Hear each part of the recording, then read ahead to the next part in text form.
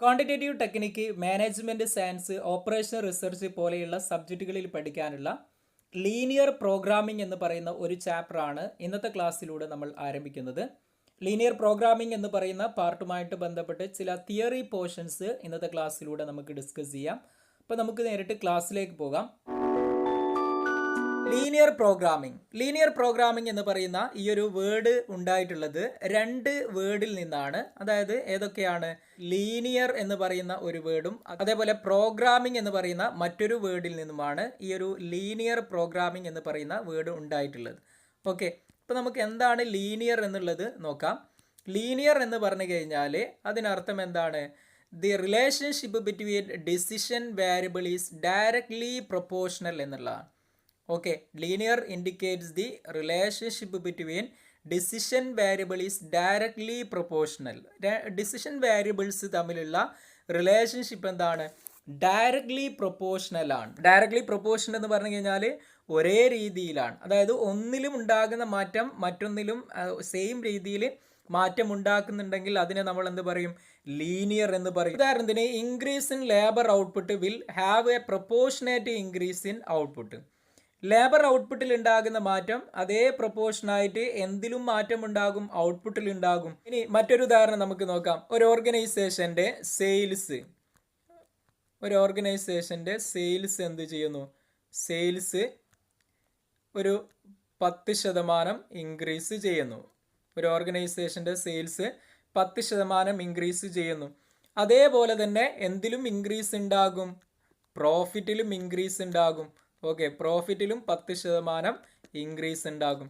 അപ്പോൾ ഇവിടെ ലീനിയർ എന്ന് പറയുന്നത് ഇതാണ്. ഒരു ഡിസിഷൻ വേരിയബിളിൽ ഉണ്ടാകുന്ന മാറ്റം സെയിം പ്രൊപ്പോർഷനിൽ മറ്റൊരു വേരിയബിളിലും ഉണ്ടാകുന്നുണ്ടെങ്കിൽ ആ വേരിയബിൾസ് തമ്മിൽ ലീനിയർ റിലേഷൻഷിപ്പ് ആണെന്ന് നമ്മൾ പറയും. ഓക്കെ, ഇനി നെക്സ്റ്റ് ഇതിൽ വരുന്ന വേർഡ് എന്താണ്? പ്രോഗ്രാമിംഗ് എന്ന് പറയുന്ന മറ്റൊരു വേർഡായിരുന്നു. അതായത് പ്രോഗ്രാമിംഗ് എന്ന് പറഞ്ഞു കഴിഞ്ഞാൽ it is a systematic procedure by which a particular program or plan of action is designed to achieve some optimal result with the limited resource. Limited resources ഉപയോഗിച്ചുകൊണ്ട് ഒപ്റ്റിമം റിസൾട്ട് അച്ചീവ് ചെയ്യാൻ വേണ്ടി നമ്മൾ apply ചെയ്യുന്ന ചില പ്രോഗ്രാമുകൾ അല്ലെങ്കിൽ plan of action അല്ലെങ്കിൽ procedures, ഇതിനെയൊക്കെയാണ് നമ്മൾ എന്ത് പറയുന്നത്? പ്രോഗ്രാമിംഗ് എന്ന് പറയുന്നത്. ഓക്കെ, അപ്പോൾ രണ്ട് വേർഡുകളാണ് ലീനിയർ പ്രോഗ്രാമിംഗിൽ വരുന്നത്. ലീനിയർ എന്ന് പറയുന്ന ഒരു വേർഡും മറ്റൊന്നെന്താണ്? പ്രോഗ്രാമിംഗ് എന്ന് പറയുന്ന മറ്റൊരു വേർഡും. ഓക്കെ, ഇനി ലീനിയർ പ്രോഗ്രാമിംഗ് എന്ന് പറഞ്ഞു കഴിഞ്ഞാൽ എന്താണ്? ലീനിയർ പ്രോഗ്രാമിംഗ് എന്ന് പറഞ്ഞു കഴിഞ്ഞാൽ മനസ്സിലാക്കേണ്ടത് it is an optimization method. ഒരു ഒപ്റ്റിമൈസേഷൻ മെത്തേഡാണ്. Okay, applicable for the solution of optimization problem where objective function and constraints are linear. ഇവിടെ രണ്ട് വേർഡുകൾ ഓർമ്മിക്കുക. ഒബ്ജക്റ്റീവ് ഫംഗ്ഷനും കൺസ്ട്രെയിൻസും നെക്സ്റ്റ് നമ്മൾ ഡിസ്കസ് ചെയ്യും എന്താണെന്നുള്ളത്. ഇവ രണ്ടും എന്താണ്? ലീനിയർ ആണ്.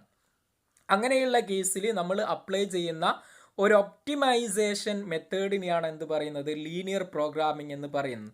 That is it is A quantitative tool in operation research. നമ്മൾ ഓപ്പറേഷൻ റിസർച്ചിൽ ഉപയോഗിക്കുന്ന ഒരു ക്വാണ്ടിറ്റേറ്റീവ് ടൂളാണ് ലീനിയർ പ്രോഗ്രാമിംഗ് എന്ന് പറയും. It is A mathematical technique four determining optimal allocation of resources and obtaining a particular objective when there are alternative uses of resources. Okay, അതായത് റിസോഴ്സിന് ഒരുപാട് ഉപയോഗങ്ങൾ ഉണ്ടാകുന്ന സമയത്ത് നമ്മുടെ ഒബ്ജക്റ്റീവ് ഒപ്റ്റെയിൻ ചെയ്യുകയാണ് ഏതിലൂടെ? ഒപ്റ്റിമൽ അലോക്കേഷനിലൂടെ നമ്മുടെ ഒബ്ജക്റ്റീവ് അറ്റൈൻ ചെയ്യുന്ന പ്രോസസ്സാണ് ഏതിൽ നടക്കുന്നത്? ലീനിയർ പ്രോഗ്രാമിംഗ് നടക്കുന്നത്. അപ്പോൾ ലീനിയർ പ്രോഗ്രാമിംഗ് എന്ന് പറഞ്ഞു കഴിഞ്ഞാൽ എന്താണ്? ഒരു മാത്തമെറ്റിക്കൽ ടെക്നിക്കാണ്. എന്തിനു വേണ്ടിയിട്ടാണ് നമ്മൾ അപ്ലൈ ചെയ്യുന്നത്? ഒപ്റ്റിമൽ അലോക്കേഷൻ അല്ലെങ്കിൽ ഒപ്റ്റിമൽ റിസൾട്ട് കിട്ടാൻ വേണ്ടിയിട്ടാണ് നമ്മൾ ഈ ഒരു പ്രോഗ്രാമിംഗ് ടെക്നിക്കിനെ അപ്ലൈ ചെയ്യുന്നത്. ഇനി ഇതിൻ്റെ ഒരു ഡെഫിനിഷൻ ജസ്റ്റ് നോക്കാം.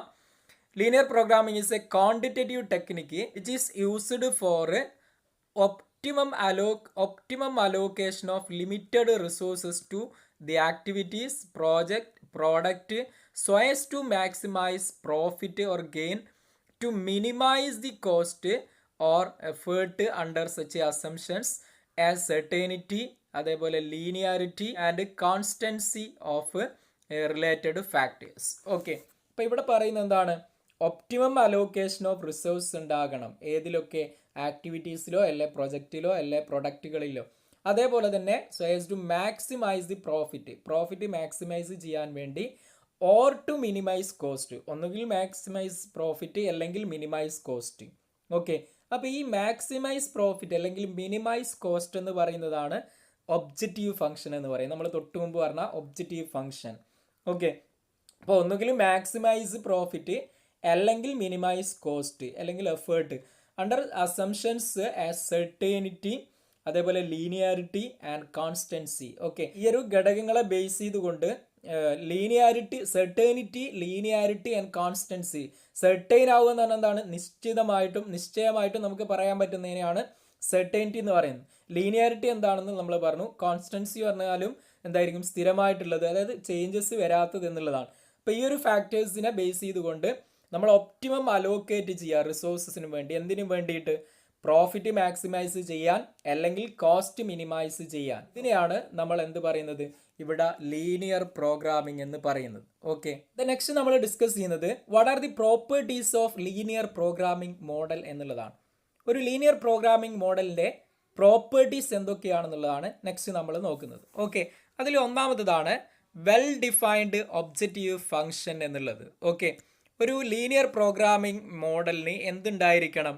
ഒരു വെൽ ഡിഫൈൻഡ് ഒബ്ജക്റ്റീവ് ഫംഗ്ഷൻ ഉണ്ടായിരിക്കണം എന്നുള്ളതാണ് ഒന്നാമത്തെ പ്രോപ്പർട്ടി വരുന്നത്. അതായത് ഒബ്ജക്റ്റീവ് ഫംഗ്ഷൻ എന്ന് പറഞ്ഞു കഴിഞ്ഞാൽ the aim or goal of the system. Okay, ഒരു സിസ്റ്റത്തിൻ്റെ എയിമിനെ അല്ലെങ്കിൽ ഗോളിനെയാണ് നമ്മൾ പറയുന്നത് which has to be determined from the problem. Okay, ഇത് ഡിറ്റർമിൻ ചെയ്യുന്നത് എങ്ങനെയാണ്? നമ്മുടെ പ്രോബ്ലത്തിൽ നിന്നാണ് ഡിറ്റർമിൻ ചെയ്യുന്നത്.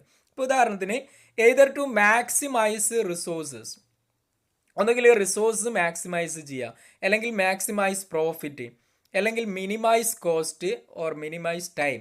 ഇതൊക്കെ എന്താണ്? ഒരു ഒബ്ജക്റ്റീവ് ഫംഗ്ഷനാണ്. അപ്പോൾ ഒരു ലീനിയർ പ്രോഗ്രാമിംഗ് മോഡലിന് ഉണ്ടായിരിക്കേണ്ട ഒന്നാമത്തെ പ്രോപ്പർട്ടി എന്താണ്? വെൽ ഡിഫൈൻഡ് ഒബ്ജക്റ്റീവ് ഫംഗ്ഷൻ ഉണ്ടായിരിക്കണം എന്നുള്ളതാണ്.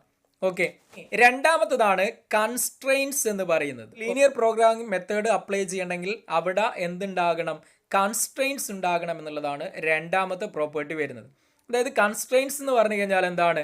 സ്കേഴ്സിറ്റി ആണ്, അല്ലെങ്കിൽ limited availability of resources. Scarcity R limited availability of resources ആണ്. അതായത് റിസോഴ്സ് എന്തായിരിക്കണം? ദുർലഭമായിരിക്കണം, അല്ലെങ്കിൽ കുറവായിരിക്കണം, ലിമിറ്റഡ് ആയിരിക്കണം എന്നുള്ളതാണ്. Which are to be allocated among various decision variable. അതായത് നമുക്ക് ഡിഫറെൻറ്റ് ഡിസിഷൻ വേരിയബിളിൽ അപ്ലൈ ചെയ്യാനും പറ്റുന്നതാകണം ആ റിസോഴ്സ്. അത് ലിമിറ്റഡും ആയിരിക്കണം. കൺസ്ട്രെയിൻസ് എന്ന് പറഞ്ഞു കഴിഞ്ഞാൽ എന്താണ്? ലിമിറ്റഡ് റിസോഴ്സ് ആണ്, അല്ലെങ്കിൽ സ്കേഴ്സിറ്റി ആണ് എന്നുള്ളത് മനസ്സിലാക്കി വെക്കുക. ഇതാണ് രണ്ടാമത്തെ പ്രോപ്പർട്ടി വരുന്നത്. ഉദാഹരണത്തിന് നമ്മളൊരു ചെറിയ ഫർണിച്ചർ ഷോപ്പ് എന്ത് ചെയ്യാണ്? തുടങ്ങുകയാണ്. നമ്മുടെ കയ്യിൽ ഒരു ചെറിയ റൂമുണ്ട്. ഓക്കെ, ഇതിൽ നമ്മൾ എന്ത് ചെയ്യണം? എല്ലാ ഫർണിച്ചേഴ്സുകളും അടക്കി വെക്കണം. നമ്മുടെ കയ്യിൽ കുറേ ടേബിൾ ഉണ്ട്, അതേപോലെ കുറേ ചെയേഴ്സ് ഉണ്ട്, ഇങ്ങനെ കുറേ ഐറ്റംസ് നമ്മുടെ കയ്യിൽ നിലവിലുണ്ട്. ഓക്കെ, അപ്പോൾ ഇതിനെയെല്ലാം നമുക്ക് ഈ റൂമിലേക്ക് അടക്കി വെക്കുക എന്ന് പറയുന്നത് എന്താണ്? ബുദ്ധിമുട്ടാണ്. അപ്പോൾ ഇവിടെ എന്താണ്? അവൈലബിലിറ്റി ഓഫ് സ്പേസ് ഇല്ല എന്നുള്ളതാണ്. ഓക്കെ, അപ്പോൾ അതൊരു കൺസ്ട്രെയിൻ ആണ്. നമുക്ക് മുമ്പിൽ വരുന്നൊരു കൺസ്ട്രെയിൻ ആണ് അവിടെ നമ്മുടെ സ്പേസ് ഇല്ലാത്ത പ്രശ്നം. ഇത്തരത്തിൽ കൺസ്ട്രെയിൻ എന്ന് പറയുന്നത് എന്താണ്? സ്കേഴ്സിറ്റി ആണ്, അല്ലെങ്കിൽ ലിമിറ്റഡ് നമ്പർ ഓഫ് റിസോഴ്സിനെയാണ് നമ്മൾ എന്ത് പറയുന്നത്? കൺസ്ട്രെയിൻസ് എന്ന് പറയുന്നത്. ഓക്കെ, മൂന്നാമത്തെ പറയുന്നത് എന്താണ്? Linear relationship between objective variable and constraints. നമ്മളിപ്പോൾ പറഞ്ഞ കൺസ്ട്രെയിൻസും ഒബ്ജക്റ്റീവ് വേരിയബിളും തമ്മിൽ എന്തുണ്ടാകണം? ഒരു ലീനിയർ റിലേഷൻഷിപ്പ് ഉണ്ടാകണം എന്നുള്ളതാണ്. എന്ന് പറഞ്ഞാൽ കൺസ്ട്രെയിൻസും ഒബ്ജക്റ്റീവ് വേരിയബിളും ലീനിയർ ആവുമെന്ന് പറയുന്നത് അവിടെ നമ്മൾ ഒബ്ജക്റ്റീവ് വേരിയബിളിൽ പറയുന്ന കാര്യം ഈ കൺസ്ട്രെയിനുമായിട്ട് ഡയറക്റ്റ്ലി പ്രൊപ്പോർഷനേറ്റ് ആയിരിക്കണം. എന്ന് പറഞ്ഞാൽ കൺസ്ട്രെയിനിൽ ഉണ്ടാകുന്ന എന്തെങ്കിലും ഒരു ചെറിയ മാറ്റം അത് നമ്മുടെ ഒബ്ജക്റ്റീവ് വേരിയബിളിലും എന്ത് ചെയ്യും? മാറ്റം ഉണ്ടാകും. ഓക്കെ, അപ്പോൾ ഇതിനെയാണ് നമ്മൾ ലീനിയർ റിലേഷൻഷിപ്പ് ഉണ്ടാകണമെന്ന് പറയുന്നത്. ദ നെക്സ്റ്റ് ഫോർത്ത് വൺ ആണ് the model must have known negativity constraints. Non negativity ആയിരിക്കണം എന്ന് പറഞ്ഞാൽ, നോൺ നെഗറ്റിവിറ്റി എന്ന് പറഞ്ഞാൽ നെഗറ്റീവ് വാല്യൂ ആവരുത് എന്നുള്ളതാണ്. ഒന്നുകിൽ 0 അല്ലെങ്കിൽ ഗ്രേറ്റർ ദാൻ എന്തായിരിക്കണം? Equal to zero or greater than zero ആയിരിക്കണം എന്നുള്ളതാണ്. Okay, negative values of physical quantities are impossible ആണ്. ഫിസിക്കൽ ക്വാണ്ടിറ്റീസിനെ നമുക്ക് നെഗറ്റീവ്ലി എക്സ്പ്രസ് ചെയ്യാൻ സാധിക്കില്ല. All the distance variable must be equal to zero or greater than 1 എന്നുള്ളതാണ്. Okay, 1നേക്കാൾ കൂടുതലോ അല്ലെങ്കിൽ സീറോ ആയിരിക്കണം എല്ലാ ഡിസ്റ്റൻസ് വേരിയബിളും എന്നുള്ളതാണ് ഇവിടെ പറയുന്ന മറ്റൊരു പ്രോപ്പർട്ടി വരുന്നത്. ഓക്കെ, അപ്പോൾ ഇത്രയും പ്രോപ്പർട്ടീസ് ആണ് ഇവിടെ ലീനിയർ പ്രോഗ്രാമിങ്ങിൽ നമ്മൾ പഠിക്കുന്നത്. നെക്സ്റ്റ് നമ്മൾ പഠിക്കുന്നത് എന്താണ്? അഡ്വാൻറ്റേജസ് ആണ്. Advantages of linear programming. Linear programming മോഡലിൻ്റെ അഡ്വാൻറ്റേജസ് എന്തൊക്കെയാണെന്നുള്ളതാണ്. It helps to attain the optimum use of resources. റിസോഴ്സസിൻ്റെ ഒപ്റ്റിമം യൂസ് എന്ന് പറഞ്ഞാൽ വേസ്റ്റ് വരാത്ത രൂപത്തിൽ റിസോഴ്സിനെ ഉപയോഗപ്പെടുത്താൻ സാധിക്കുന്നു എന്നുള്ളതാണ്. രണ്ടാമത്തത്, quality of taking decision is improved. Decision quality improve ചെയ്യുന്നു. Quality of decision. ഓക്കെ, കാരണം എന്താണ്? നമ്മൾ ഒബ്ജക്റ്റീവിനെ ബേസ് ചെയ്തുകൊണ്ടാണ് ഡിസിഷൻ എടുക്കുന്നത്. സബ്ജക്റ്റീവ് ബേസ് ചെയ്തുകൊണ്ടല്ല, ഒബ്ജക്റ്റീവ് ഫംഗ്ഷനെ ബേസ് ചെയ്തുകൊണ്ടാണ് ഡിസിഷൻ എടുക്കുന്നത്. അതുകൊണ്ട് തന്നെ ക്വാളിറ്റി എന്ത് ചെയ്യുന്നു? ഇംപ്രൂവ് ചെയ്യുന്നു എന്നുള്ളതാണ് രണ്ടാമത്തെ വരുന്നത്. ഇനി bottleneck in production scheduling can be reduced with the effective use of time, storage space, plant capacity etcetera. നമുക്കുണ്ടാകുന്ന തടസ്സങ്ങളെ കുറച്ച് കൊണ്ടുവരാൻ പറ്റും, റിഡ്യൂസ് ചെയ്യാൻ പറ്റും എന്നുള്ളതാണ്. അതായത് എഫക്റ്റീവ് യൂസ് ഓഫ് ടൈമിൽ, അതേപോലെ നമ്മുടെ സ്റ്റോറേജ് സ്പേസ്, പ്ലാന്റ് കപ്പാസിറ്റി, ഇതിനെയൊക്കെ തടസ്സങ്ങളെ നമുക്ക് കുറച്ച് കൊണ്ടുവരാൻ പറ്റും എന്നുള്ളതാണ്. ഇനി നാലാമത്തത്, making adjustment according to changing condition easy. Okay, അതായത് മാറുന്ന ആ കണ്ടീഷൻ അനുസരിച്ച് എന്ത് ചെയ്യാൻ പറ്റും? നമുക്ക് ഡിസിഷനിലും മാറ്റങ്ങൾ വരുത്താൻ പറ്റും എന്നുള്ളതാണ് ഈ ഒരു LPP മോഡലിൻ്റെ പ്രത്യേകത. ഓക്കെ, ഇനി ഇതിൽ നമ്മൾ ഡിസ്കസ് ചെയ്യുന്നത് what are the limitations of linear programming മോഡലാണ്. ലീനിയർ പ്രോഗ്രാമിംഗ് മോഡലിൻ്റെ ലിമിറ്റേഷൻസ് എന്തൊക്കെയാണെന്നുള്ളതാണ്. അതിൽ ഒന്നാമത്തതാണ് നമ്മൾ മുമ്പേ പറഞ്ഞു, ലീനിയർ റിലേഷൻഷിപ്പാണ്. അതായത് ലീനിയർ റിലേഷൻഷിപ്പ് ഉണ്ടായിരിക്കണമെന്ന് നമ്മൾ പറഞ്ഞു. ഓക്കെ, LPP മോഡലാകുമ്പോൾ അവിടെ ഒരു ലീനിയർ റിലേഷൻഷിപ്പ് ഉണ്ടായിരിക്കണം. പക്ഷെങ്കിൽ ഇവിടെ നമ്മൾ ശ്രദ്ധിക്കേണ്ടത്, നമ്മുടെ റിയൽ ലൈഫ് സിറ്റുവേഷനിലേക്ക് വരുമ്പോൾ കൂടുതലും എന്താണ്? നോൺ ലീനിയർ ആണെന്നുള്ളതാണ്. പരസ്പരം ബന്ധമില്ലാത്തതാണ്, പ്രൊപ്പോർഷണലി നമുക്ക് പറയാൻ പറ്റാത്തതാണ് പല കാര്യങ്ങളും എന്നുള്ളതാണ് ഒന്നാമത്തെ ലിമിറ്റേഷൻ വരുന്നത്. ഓക്കെ, ദെൻ നെക്സ്റ്റ് രണ്ടാമത്തതാണ് സിംഗിൾ ഒബ്ജക്റ്റീവ്. ലീനിയർ പ്രോഗ്രാമിംഗ് മെത്തേഡിൽ നമ്മൾ കൺസിഡർ ചെയ്യുന്നത് വൺ ഒബ്ജക്റ്റീവിനെ മാത്രമാണ്. ഓക്കെ, അതായത് ഒന്നുകിൽ മാക്സിമൈസ് പ്രോഫിറ്റ് അല്ലെങ്കിൽ മിനിമൈസ് കോസ്റ്റ്, ഇങ്ങനെയുള്ള ഏതെങ്കിലും ഒരു സിംഗിൾ ഒബ്ജക്റ്റീവിനെ മാത്രമേ നമ്മൾ കൺസിഡർ ചെയ്യുന്നുള്ളൂ എന്നുള്ളതാണ്. അതായത് നമ്മൾ ഡിസിഷൻ എടുക്കാൻ വേണ്ടി കൺസിഡർ ചെയ്യുന്നത് എന്താണ്? ഇത്തരത്തിലുള്ള ഒരു സിംഗിൾ ഒബ്ജക്റ്റീവിനെ മാത്രമാണ്. ഇത് നോട്ട് യൂസ്ഫുൾ ആണ് എന്നുള്ളതാണ്. അപ്പോൾ ഇത്തരത്തിൽ ഉപയോഗിക്കുന്നത് നമുക്ക് എന്താണ്? നമ്മുടെ റിയൽ ലൈഫ് സിറ്റുവേഷനിൽ ഒന്നിൽ കൂടുതൽ ഒബ്ജക്റ്റീവുകൾ ഉണ്ടാകും. അപ്പോൾ അത് അത്ര അപ്ലിക്കബിൾ അല്ല എന്നുള്ളതാണ് രണ്ടാമത്തെ ലിമിറ്റേഷൻ വരുന്നത്. ഇനി മൂന്നാമത്തെ വരുന്നത് എന്താണ്? സെർട്ടൈനിറ്റി ആണ്. നമ്മൾ പറഞ്ഞു LPP മോഡൽ എന്ന് പറയുന്നത് നിശ്ചയമായും സംഭവിക്കുന്ന ചില കാര്യങ്ങളെക്കുറിച്ചാണ് നമ്മൾ LPP മോഡലിലൂടെ എക്സ്പ്രസ് ചെയ്യുക. എന്നാൽ നമ്മുടെ റിയൽ ലൈഫ് സിറ്റുവേഷനിൽ പല കാര്യങ്ങളും എന്താണ്? പ്രോബബിലിസ്റ്റിക് നേച്ചറാണ്. അതായത് സംഭവിക്കാനും സംഭവിക്കാതിരിക്കാനും സാധ്യതയുള്ളതാണ്. Events based on which decisions are to be taken are probabilistic in nature in the real life situation. Okay, ഇനി നെക്സ്റ്റ് വൺ ആണ് കോംപ്ലിക്കേറ്റഡ് ടെക്നിക് എന്ന് പറയുന്നത്. ഈ ഒരു ലീനിയർ പ്രോഗ്രാമിംഗ് ടെക്നിക് എന്ന് പറയുന്നത് എന്താണ്? കോംപ്ലിക്കേറ്റഡ് ടെക്നിക് ആണെന്നുള്ളതാണ്. അതായത് solution of linear programming problem is arrived at using complicated method which involves large number of mathematical calculation. Okay, അതായത് കുറേ മാത്തമെറ്റിക്കൽ കാൽക്കുലേഷൻ നടത്തിയിട്ടാണ് എന്ത് ചെയ്യുന്നത്? LPPയുടെ പ്രോസസ്സ് കംപ്ലീറ്റ് ചെയ്യുന്നത്. അതുകൊണ്ട് തന്നെ അതൊരെന്താണ്? കോംപ്ലിക്കേറ്റഡ് പ്രോസസ്സ് ആണെന്നുള്ളതാണ് മറ്റൊന്ന് വരുന്നത്. ഇത്രയുമാണ് നമ്മൾ limitations of LPP linear programming ടെക്നിക്കിൽ പഠിക്കുന്നത്. നെക്സ്റ്റ് നമ്മൾ പഠിക്കുന്നത് അപ്ലിക്കേഷൻ ഓഫ് ലീനിയർ പ്രോഗ്രാമിംഗ് മോഡലാണ്. നമ്മുടെ റിയൽ ലൈഫിൽ എന്താണ് ലീനിയർ പ്രോഗ്രാമിൻ്റെ അപ്ലിക്കേഷൻ വരുന്നത് എന്നുള്ളതാണ് നമ്മൾ നോക്കുന്നത്. അതിൽ കുറച്ച് ഉദാഹരണങ്ങൾ നമുക്ക് നോക്കാം. അതിൽ ഒന്നാമത്തതാണ് ട്രാൻസ്പോർട്ടേഷൻ പ്രോബ്ലം എന്ന് പറയുന്നത്. അതായത് to decide most ideal transportation route. നമ്മുടെ വെയർ ഹൗസിൽ നിന്നും നമുക്ക് മാർക്കറ്റ് പ്ലേസിലേക്ക് എന്ത് ചെയ്യണം? സാധനങ്ങൾ കൊണ്ടുപോകാൻ നമുക്ക് ഏറ്റവും നല്ല ഐഡിയൽ റൂട്ട് ഏതാണെന്നുള്ളത്, ഐഡിയൽ റൂട്ട് കണ്ടെത്താൻ വേണ്ടി നമ്മൾ LPP മോഡൽ അപ്ലൈ ചെയ്യും എന്നുള്ളതാണ്. ഓക്കെ, ഇതാണ് ഒന്നാമത്തെ ഒരു അപ്ലിക്കേഷൻ വരുന്നത്. ഇനി രണ്ടാമത്തതാണ് അസൈൻമെന്റ് പ്രോബ്ലം എന്ന് പറയുന്നത്. LPP model helps to identify most suitable employees for different job to minimize the labour cost. നമ്മുടെ ജോബിന് ഓരോ ജോബിനും ഏറ്റവും സ്യൂട്ടബിൾ ആയ എംപ്ലോയീസിനെ എന്ത് ചെയ്യാൻ പറ്റുന്നു, ഐഡൻറ്റിഫൈ ചെയ്യാൻ LPP മോഡലിലൂടെ സാധിക്കുന്നു എന്നുള്ളതാണ്. ഇതാണ് രണ്ടാമത്തെ ഒരു ആപ്ലിക്കേഷൻ വരുന്നത്. ഇനി മൂന്നാമത്തെ ആപ്ലിക്കേഷനാണ് സെലക്ടിങ് ഇൻവെസ്റ്റ്മെൻറ്റ് പോർട്ട്ഫോളിയോ.